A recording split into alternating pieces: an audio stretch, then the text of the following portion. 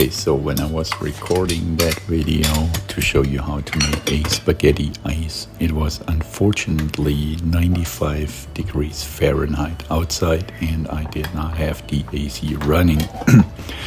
And as you can see, the ice cream in that case, the vanilla ice cream, I had it in a bowl sitting outside the fridge for like 5 minutes, which I usually do under normal conditions, so it softens the ice cream a little bit, but because it was so hot outside, I shouldn't have done that. It was actually too hot and melted.